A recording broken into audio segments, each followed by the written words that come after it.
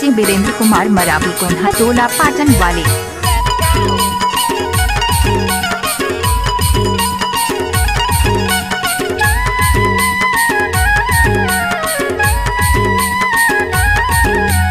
पैसा के लेन देन रुपया दे डारा मडला के हाथ करो गलिए तीर सोया सा पंडारा वो भाई माया के मारे मैं डारा रे सा पंडारा वो भाई माया के मारे मैं डारा रे।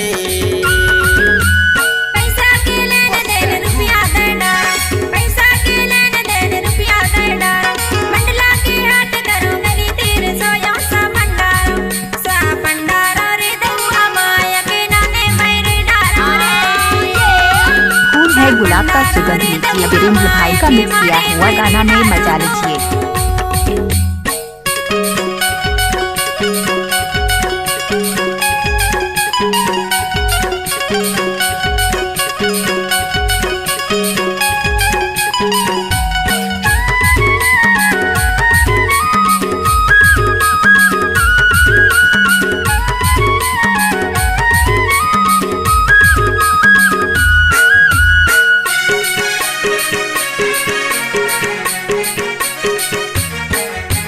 साचीला कई थोला बारी लो है काबोला बारी लो है ना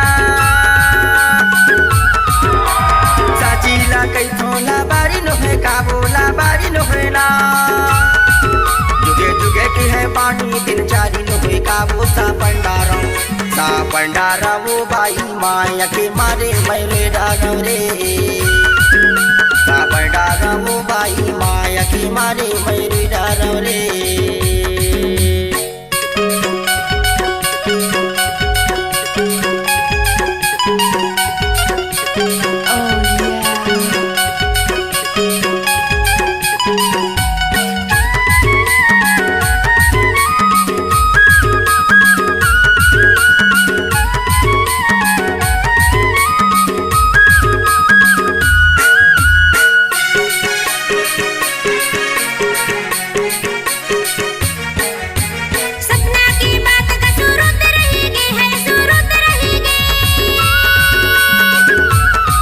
मिक्स बाय डीजे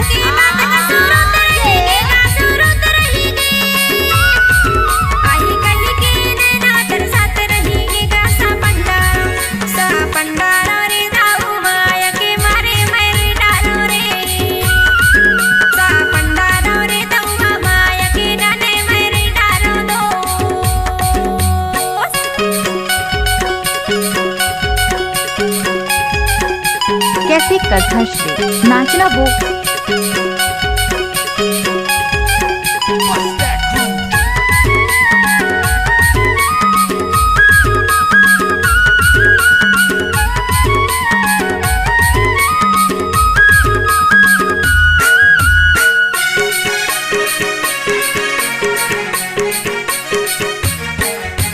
दारूला पिए छाका मधरी के गाछा का मधरी के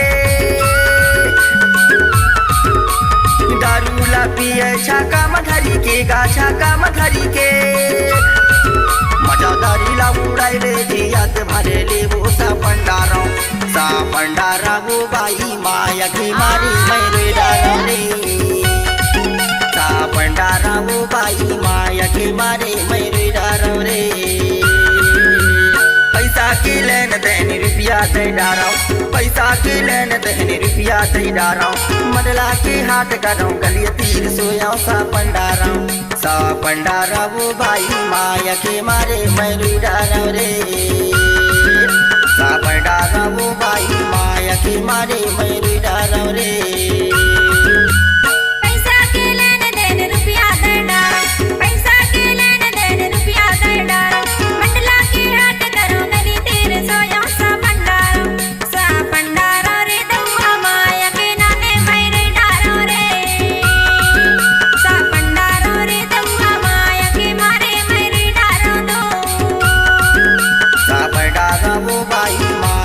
मारे मैं डारो रे सा पंडारो रे दम्मा माया के मारे मैं डारो दो सा पंडारा वो बाई माया के मारे मैं डारो रे डीजे वीरेंद्र कुमार मरावी गोंठा टोला पाटन वाले। Mobile number 9303811168.